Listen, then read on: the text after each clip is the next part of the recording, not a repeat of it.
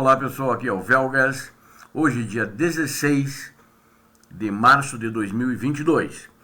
Vamos falar hoje sobre como é o cenário até ontem, o 20º dia da guerra na Ucrânia. Hoje já é o 21º dia, ou seja, é a terceira semana que está correndo, ou terminando, né? Eu inicialmente quero pedir a vocês que inscrevam-se no canal. Preciso de vocês, quero contar com vocês no meu canal para continuar fazendo matérias e motivado de boa qualidade. Quero pedir a vocês que deem um like, caprichem no like para nós. E também quero solicitar a vocês que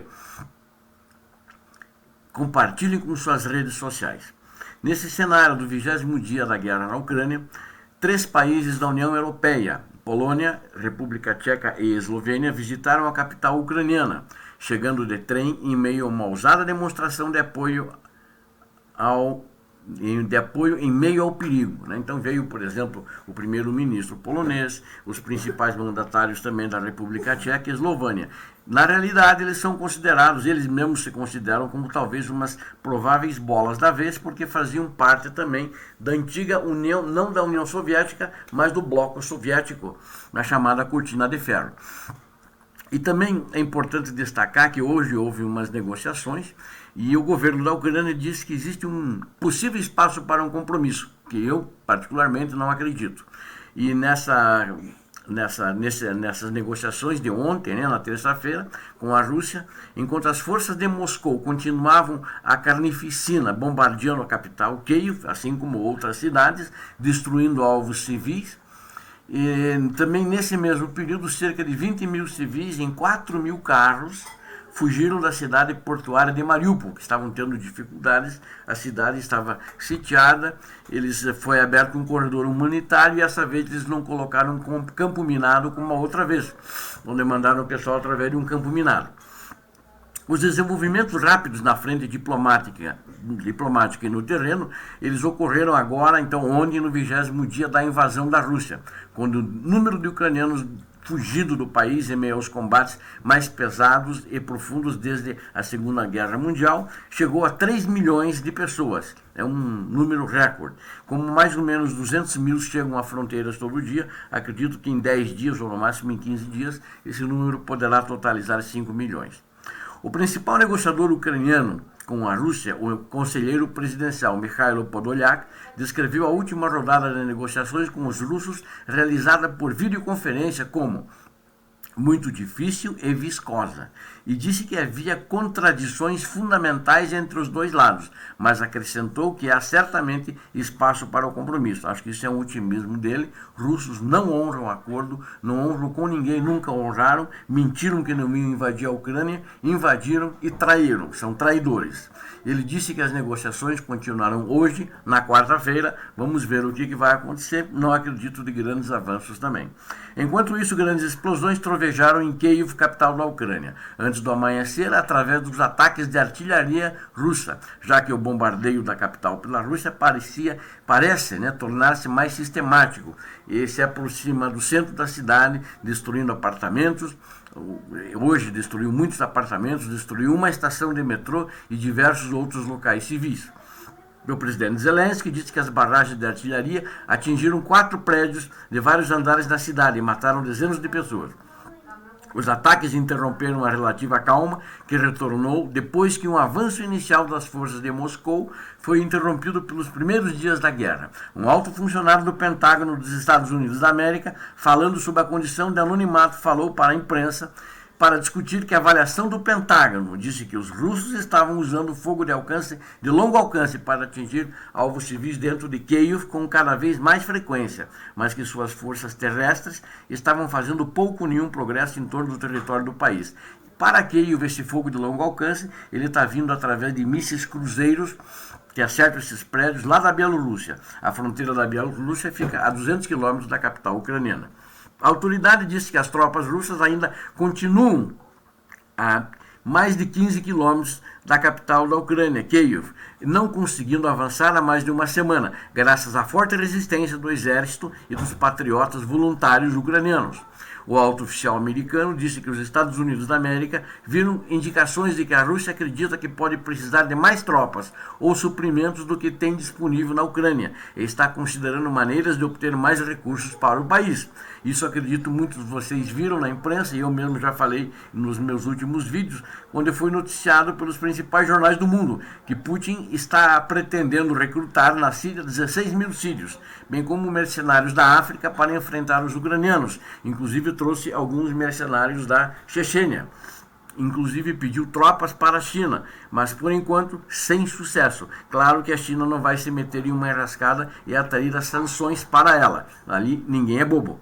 Aqueles de vocês que têm acompanhado meus vídeos no canal devem lembrar quando eu disse que os 150 mil soldados em treinamento nas fronteiras da Ucrânia era um número muito pequeno para ocupar todo o país, mesmo depois que eles chegaram a 190 mil, e que precisaria pelo menos um efetivo 4 vezes maior. Este foi um erro muito grande para a estratégia do ditador russo Putin, que ele pensou que a Ucrânia ia recebê-lo de braços abertos, mas isso de fato não aconteceu. Recebeu ele a tiros e principalmente numa cidade como Kiev, em todas as ruas já tem resistência organizada, quer de voluntários treinados, quer do exército ucraniano. Коли звучить зневага, у нас тільки міцніє відвага. Коли чиїсь дії силові, ми стаємо як ніколи сильні.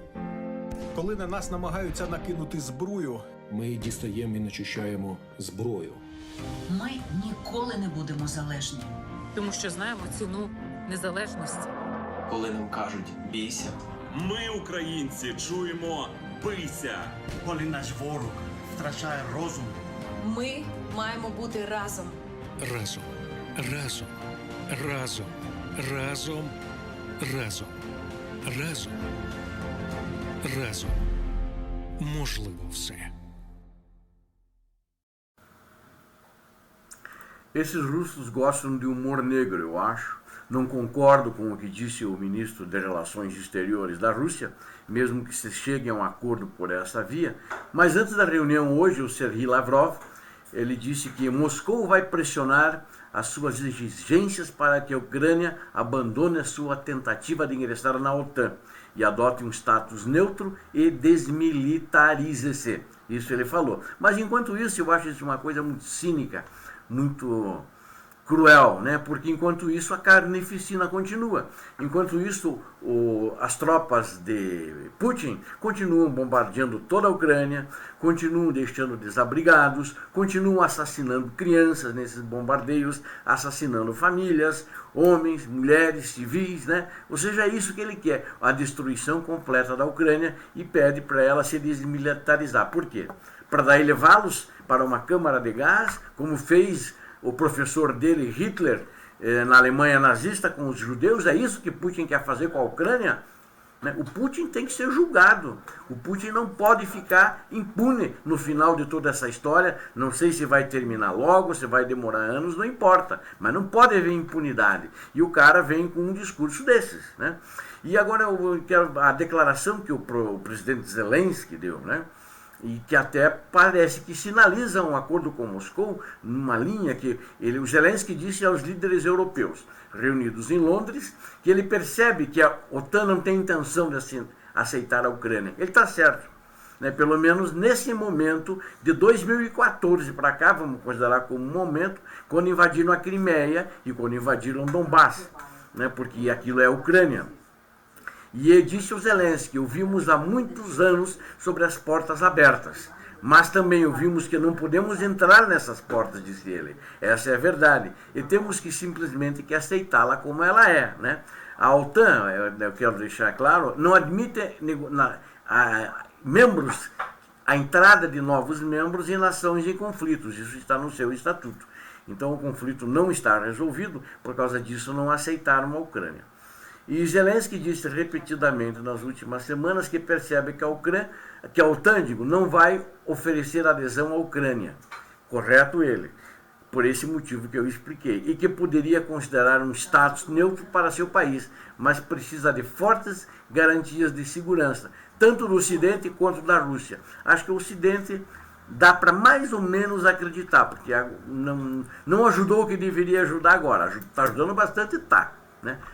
Eu disse o Biden, até estava de parabéns, dei num dos vídeos para ele, porque ele fez uma posição muito firme ao fazer essas sanções na economia russa e vai dilapidar essa economia, vai destruir a economia russa, né? Mas garantias da Rússia, nunca espere.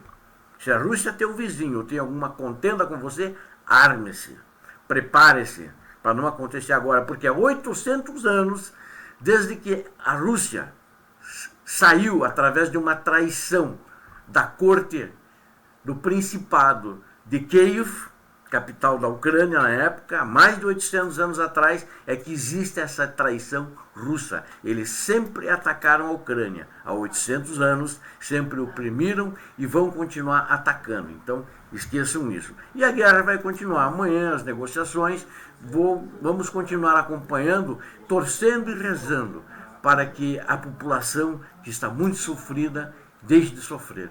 Para que a população tenha alguma perspectiva, mesmo que seja um recomeço, e o recomeço também vai ser muito duro. Eu sei que tem gente que está sendo explorada, né? Tem gente que está sendo explorada nesses outros países por máfias, sexualmente, né? Crianças sendo exploradas, e não sei se as autoridades não têm condição de fazer, ou não existem denúncias, mas as máfias também já estão atuando contra essas pessoas. Isso é muito triste, é muito duro.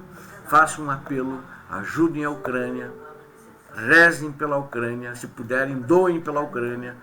A representação central ucraniana brasileira aqui congrega todos os ucranianos do Brasil, a Igreja Grego-Católica, a Igreja Ortodoxa, os clubes ucranianos, eles estão fazendo arrecadações, né? Inclusive tem uma conta, quem quiser eu posso fornecer a conta depois, para que seja feito um depósito e esse dinheiro enviado às vítimas na Ucrânia. Obrigado a todos, vamos rezar pela Ucrânia, vamos rezar pelo Brasil, rezar pelo mundo, pela paz, e para que essas pessoas, esses refugiados, tenham uma vida melhor, consigam fazer a sua vida nesses países para onde estão indo. Deus abençoe a todos vocês que viram esse vídeo, paz e bem.